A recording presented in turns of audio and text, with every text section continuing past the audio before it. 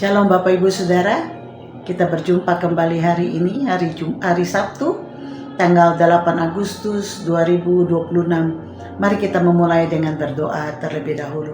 Bapa di surga, kami datang kepadamu pada hari ini. Tuhan, Engkau yang sudah memberkati kami dan menyertai kami sampai saat ini, dan kami mau terus ada di dalam persekutuan dengan Tuhan. Berbicaralah bagi kami Tuhan, di dalam nama Yesus. Amin. Judul renungan hari ini adalah Jalan Menuju Damai.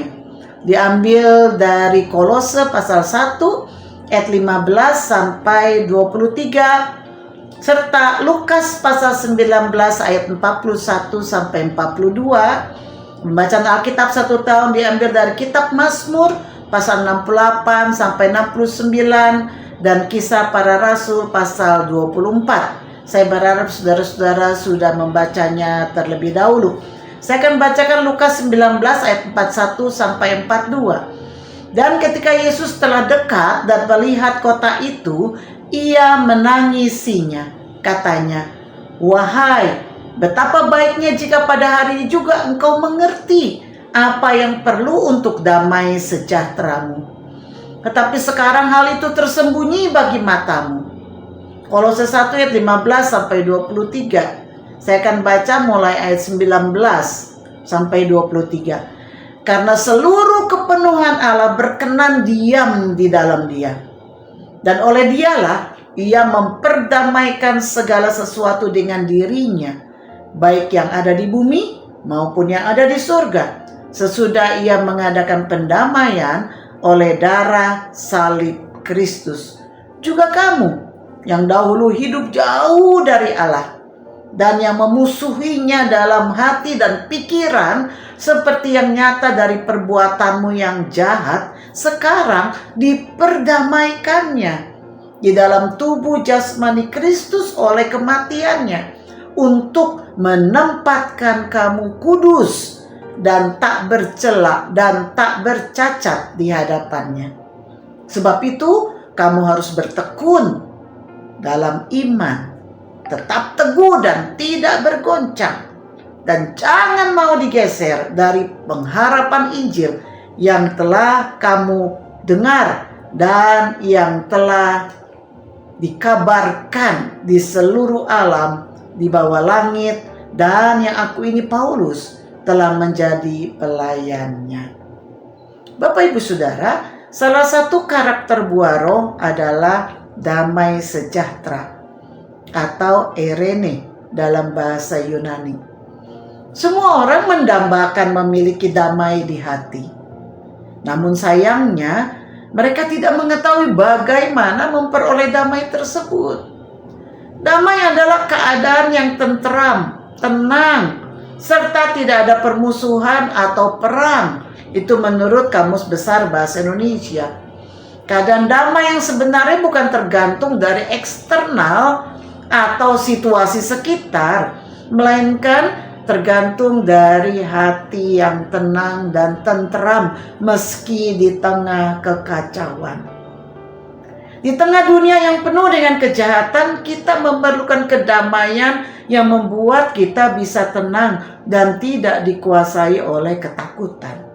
Kenyataannya, hati manusia dipengaruhi oleh apa yang terjadi di luar dirinya. Hal yang sama terjadi kepada penduduk Yerusalem. Ketika Yesus masuk ke kota Yerusalem, Dia menangisi kota itu. Mengapa, saudara?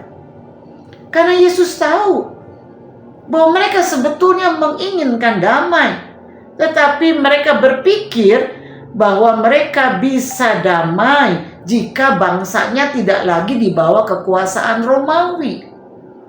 Jika ada Mesias yang bisa membebaskan mereka dari penjajahan Romawi. Pikiran mereka adalah damai secara duniawi, secara jasmani. Dan mereka tidak memahami bahwa Yesus datang membawa damai yang sejati, yang sesungguhnya. Itu mereka bahkan menolak Yesus karena kebutaan rohani. Dan Yesus menangisi mereka. Yesus melihat akan penghukuman yang mereka akan alami karena menolak Yesus. Manusia yang telah jatuh ke dalam dosa tidak lagi memiliki damai, dan akibatnya tidak bisa lagi membawa damai kepada orang lain. Bagaimana bisa membawa damai kalau diri sendiri aja tidak ada damai?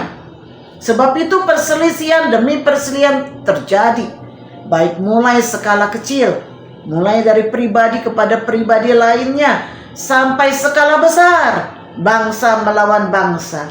Hati yang tidak memiliki damai akan mudah tersinggung, marah, dan dendam. Satu-satunya cara agar manusia mendapatkan damai adalah dengan apa, saudara? Yang pertama, berdamai dengan Allah. Hubungan manusia dengan Allah harus pulih terlebih dahulu. Tanpa damai dengan Allah, manusia tidak akan bisa memiliki damai yang sesungguhnya. Dan Kristus telah menanggung itu semua.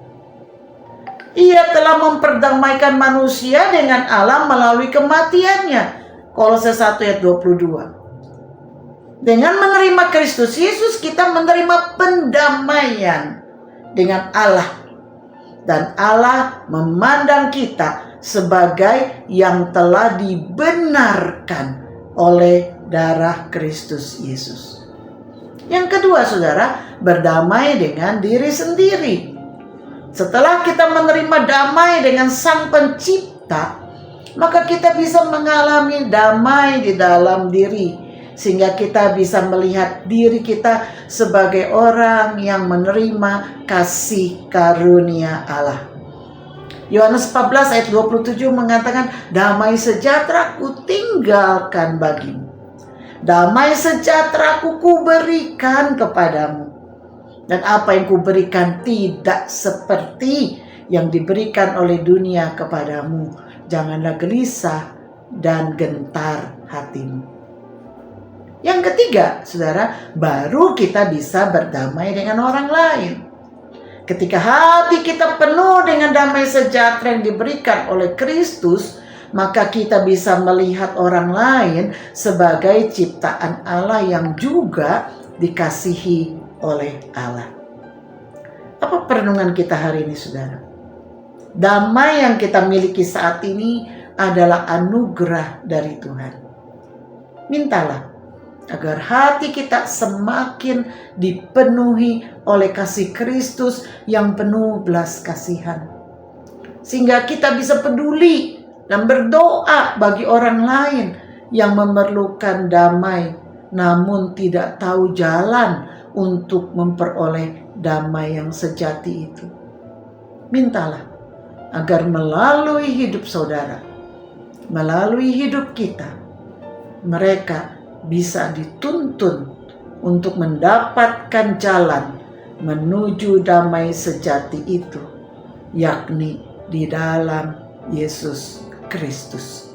Dia adalah jalan, Dia adalah kebenaran, dan Dia adalah hidup itu sendiri. Mari kita berdoa. Terima kasih Tuhan, oleh karena Engkau kami boleh diperdamaikan dengan Allah. Kami yang adalah seteru Allah oleh karena dosa, tetapi oleh kematian-Mu Yesus, darah-Mu telah memperdamaikan manusia dengan Allah. Sebab itu Tuhan, kami bersyukur untuk kasih karunia yang luar biasa ini. Dan biarlah Tuhan, damai-Mu itu juga Kau berikan di dalam hati kami, sehingga hati kami penuh dengan damai. Kami boleh Tuhan diperbaharui. Kami boleh melihat bahwa hidup kami adalah hidup yang diberikan anugerah oleh Tuhan. Hidup yang dikasihi oleh Tuhan. Dan biar kami juga boleh menjadi agen damai buat orang lain.